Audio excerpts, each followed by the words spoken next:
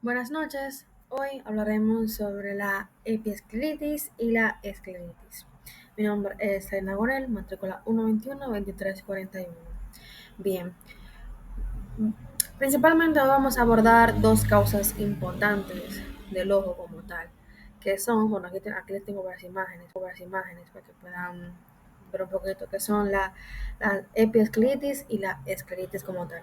Y aunque se parecen a simple vista, como ven en la imagen, van a presentar dos niveles, vamos a decir, dos diferentes tipos de inflamación.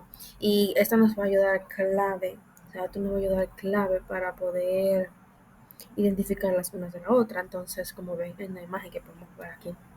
Entonces, una es benigna y superficial y también más adelante la vamos a ver. Y otra puede realmente amenazar con la visión del paciente. Entonces, si no se diagnostican a tiempo, pues obviamente una, como ya les expliqué, suele ser un poquito más fuerte que la otra. Entonces, el objetivo de mi presentación es que podamos entender, podamos, podamos llegar y podamos identificar fácilmente pues, esas diferencias clínicas, fisiopatológicas eh, y el enfoque del diagnóstico que vamos a tener a través de estas dos patologías como tal. Bien, entonces lo primero que vamos a hacer, la primera parte que vamos a abarcar es la epiescleritis. ¿Qué es? Es una inflamación benigna y superficial de la epiesclera. Recuerden que primero ya yo les mencioné algo parecido de esta definición hace unos segundos, siendo la más importante que es benigna. Entonces, también vamos a recordar que la epiesclera es una capa ubicada y muy delgada entre la conjuntiva y la esclera como tal. Entonces, es frecuente que, que, que vamos a decir, se pueda mover como tal. Yo después les voy a explicar por qué se puede mover, pero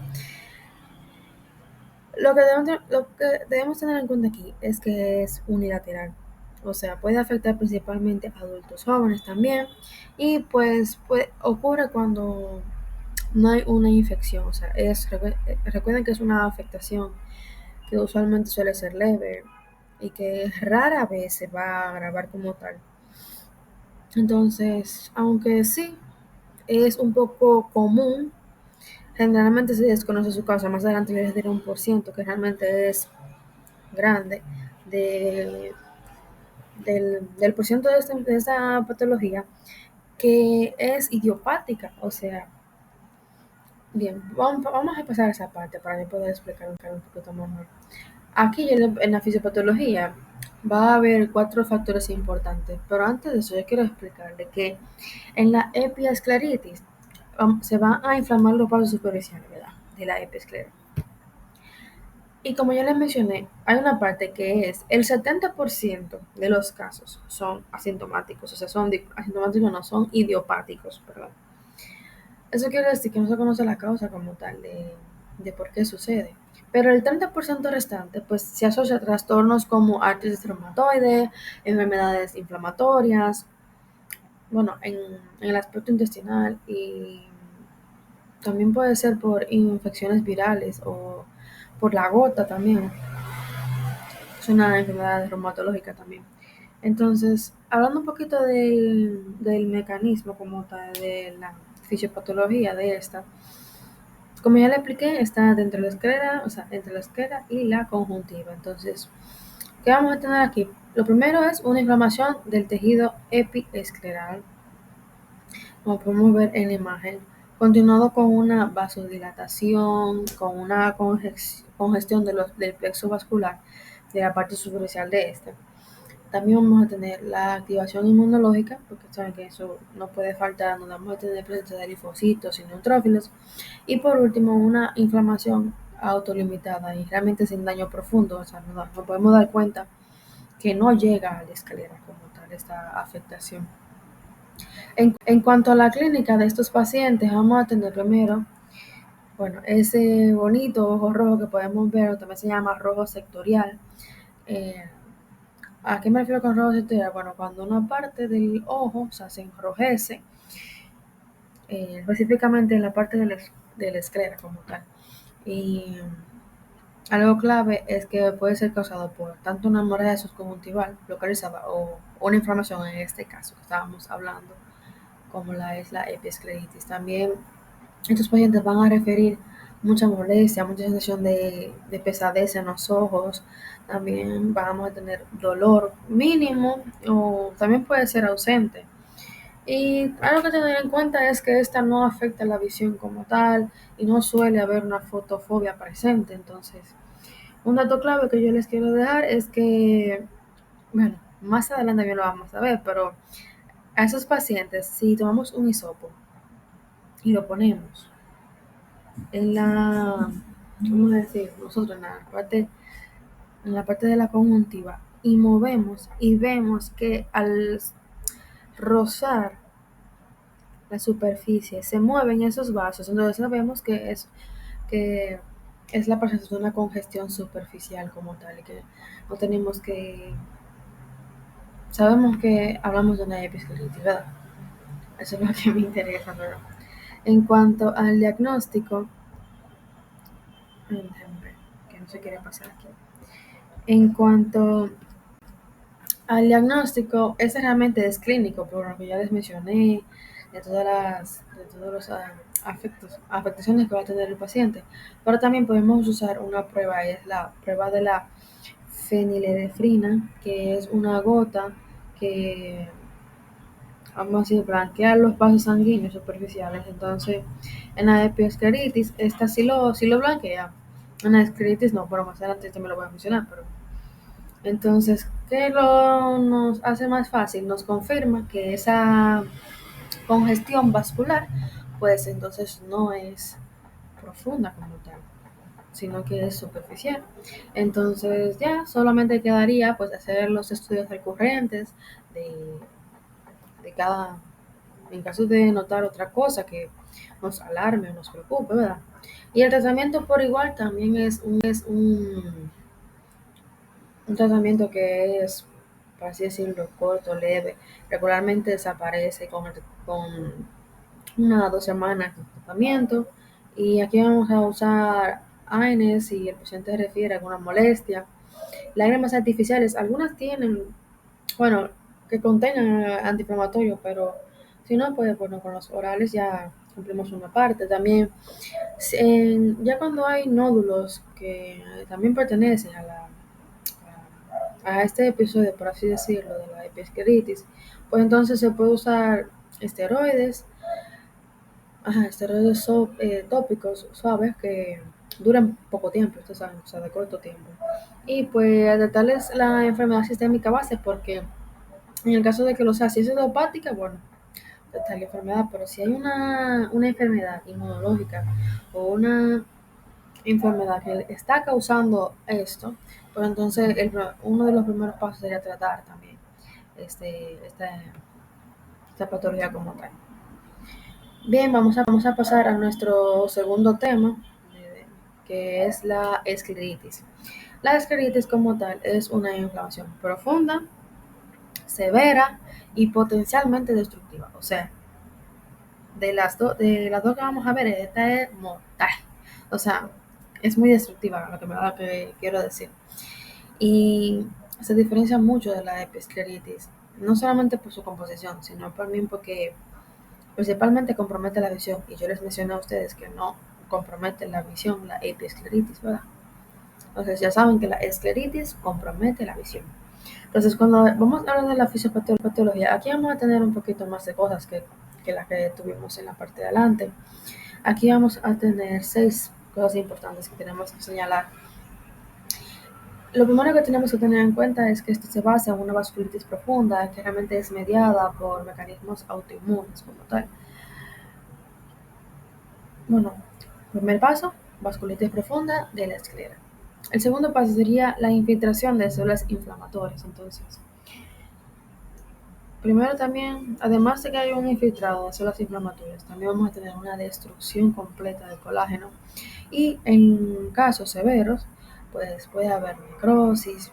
El 50% de estas cosas, de esta patología en sí, se va a asociar a problemas de enfermedades sistémicas como ya les mencioné adelante, que también tiene que ver, que también se puede asociar con artritis. Aquí mismo es igual, artritis, granulomatosis por poliangiitis, lupus, enfermedad de Becker, que bueno, es una vasculitis como tal, y pues también puede ser por parte infecciosa, o sea, como por ejemplo, el, un ejemplo puede ser el virus del herpes zóster, que también puede provocar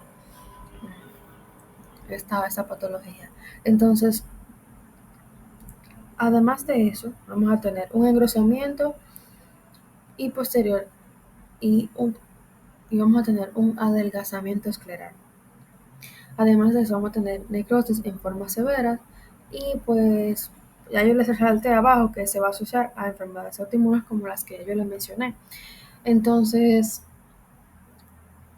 algo que tengo que decir que se pasó es que los casos necrotizantes, por así decirlo, pueden llegar a tener pueden producir que la esclera se adelgace tanto que produzca una perforación de esta. Entonces, eso hay que tenerlo en cuenta. Y también debemos tener en cuenta que esta se clasifica, o sea, vamos a tener una escleritis anterior que puede ser difusa, puede ser nodular, puede ser necrotizante, pero también vamos a tener una posterior, o sea, que puede ser menos evidente y clínicamente, o sea, y se quiere de ecografía B, que más adelante yo les voy a mostrar una imagen de a qué nos referimos con ecografía B. En cuanto al diagnóstico, bueno, no, vamos a hablar primero de la clínica. En cuanto a la clínica, obviamente vamos a tener la parte rojizo-sectal, episectal, que ya le expliqué, esta área roja del ojo. Pero aquí vamos a tener dos cosas importantes, y es que ustedes ven que prácticamente se repiten algunas cosas, y lo que se agrega son los programas de la visión, porque alteran la visión. La paciente refleja que ve borroso, pero también le duele, también le molesta. Y tam, o sea, también le duele, también le molesta. Pero también algo que tener en cuenta es que yo no sé, ustedes se acuerdan que yo les mencioné que existía la fenilenefrina, que básicamente era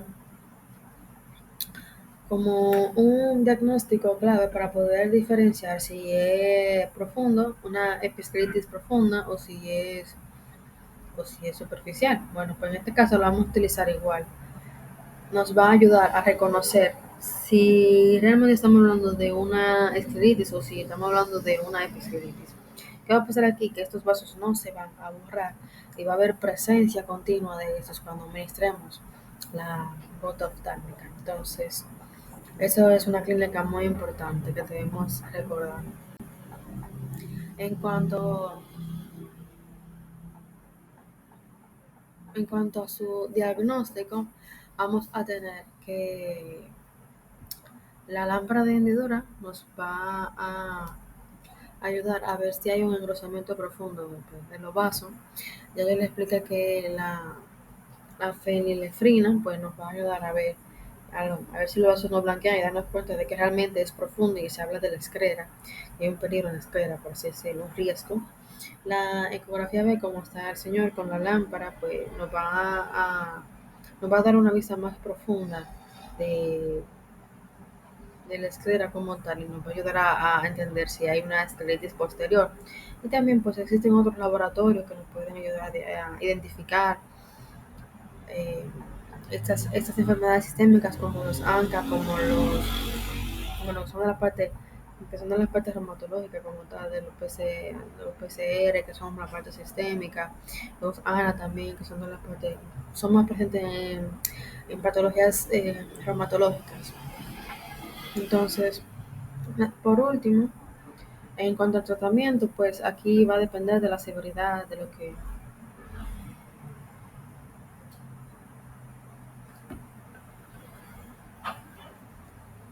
Bueno, por último, aquí vamos a hablar del tratamiento como tal, que va a depender de la severidad de lo que, de, de cómo vaya progresando esta patología. Y vamos a tener en primera instancia el uso de los AINES en formas leves como tal, como tenemos en la imagen. También podemos utilizar corticoides sistémicos, pero obviamente por un tiempo limitado. O sea, cuando ustedes saben que se utiliza mayormente cuando no hay una respuesta adecuada, tenemos que recurrir a estos. También inmunosupresores como el metotrexato, como vemos en la imagen, que mayormente se utiliza en casos graves o necrotizantes, y algunas partes biológicas como el rituximab, que mayormente se asocia a la patología de las vasculitis, entonces no pueden ayudar a la mente. Entonces, aquí abajo les puse en negro que los tiroides tópicos no son útiles porque la inflamación es profunda, entonces prácticamente no serían funcionales como tal. Yo les traje un cuadro, este cuadro yo se los traje. Es un cuadro que nos va a permitir identificar de una manera fácil y rápida de una y la otra. Y va, por así decirlo, resumen esta conferencia de manera que podamos entender de una manera rápida, didáctica, estas dos patologías. El dolor de estas en la epiescleritis suele ser leve o ausente, pero en la escleritis es severo y profundo. La profundidad de esta, la epiescleritis es la superficie de la epiesclera, está dentro de la conjuntiva y de la esclera. Y la escleritis es profunda y se divide en dos, recuerden, anterior y posterior. Luego vamos a tener el color, que aquí vamos a tener un rojo brillante. Y en la escleritis será un rojo violáceo. La fenilefrina, que ya les expliqué, que nos ayuda a ver si es profunda o superficial, en la epiescleritis sí blanquea los vasos superficiales y se puede mover con la prueba del hisopo, y la escleritis no va a blanquear porque es una lesión profunda. Entonces, enfermedades sistémicas, o sea, que son relacionadas, en la epiescleritis es menos frecuente, pero en la escleritis son muy frecuentes la asociación a las enfermedades sistémicas como tal. La severidad, la escleritis es benigna, pero la escleritis amenaza con la vida, o sea, amenaza con la parte visual, o sea, hay una amenaza visual como tal. Entonces, realmente espero que hayan podido entender estas dos patologías y puedan saber diferenciar entre una y la otra. Entonces, eso nos ayuda realmente a poder saber cuando llegue un paciente, y nos va a permitir actuar a tiempo y evitar complicaciones graves. Entonces, espero que hayan podido entender. Esto ha sido todo de mi parte. Muchísimas gracias. Bueno, por último, aquí vamos a hablar del tratamiento como tal, que va a depender de la severidad de, de cómo vaya progresando esta patología, y vamos a tener en primera instancia el uso de los AINES en formas leves como tal, como tenemos en la imagen. También podemos utilizar corticoides sistémicos, pero obviamente por un tiempo limitado. O sea, cuando ustedes saben que se utiliza mayormente cuando no hay una respuesta adecuada, tenemos que recurrir a estos. También inmunosupresores como el metotrexato, como vemos en la imagen, que mayormente se utiliza en casos graves o necrotizantes, y algunas partes biológicas como el rituximab, que mayormente se asocia a la patología de las vasculitis, entonces no pueden ayudar a la mente. Entonces, aquí abajo les puse en negro que los tiroides tópicos no son útiles porque la inflamación es profunda, entonces prácticamente no serían funcionales como tal. Yo les traje un cuadro, este cuadro yo se los traje. Es un cuadro que nos va a permitir identificar de una manera fácil y rápida de una y la otra. Y va, por así decirlo, resumen esta conferencia de manera que podamos entender de una manera rápida, didáctica, estas dos patologías. El dolor de estas en la epiescleritis suele ser leve o ausente, pero en la escleritis es severo y profundo. La profundidad de esta, la epiescleritis es la superficie de la epiesclera, está dentro de la conjuntiva y de la esclera. Y la escleritis es profunda y se divide en dos, recuerden, anterior y posterior. Luego vamos a tener el color, que aquí vamos a tener un rojo brillante. Y en la escleritis será un rojo violáceo. La fenilefrina, que ya les expliqué, que nos ayuda a ver si es profunda o superficial. En la episcleritis sí blanquea los vasos superficiales y se puede mover con la prueba del hisopo, y la escleritis no va a blanquear porque es una lesión profunda. Entonces, enfermedades sistémicas, o sea, que son relacionadas, en la episcleritis es menos frecuente, pero en la escleritis son muy frecuentes la asociación a las enfermedades sistémicas como tal. La severidad, la escleritis es benigna, pero la escleritis amenaza con la vida, o sea, amenaza con la parte visual, o sea, una amenaza visual como tal. Entonces, realmente espero que hayan podido entender estas dos patologías y puedan saber diferenciar entre una y la otra. Entonces, eso nos ayuda realmente a poder saber cuando llegue un paciente y nos va a permitir actuar a tiempo y evitar complicaciones graves. Entonces, espero que hayan podido entender. Esto ha sido todo de mi parte. Muchísimas gracias.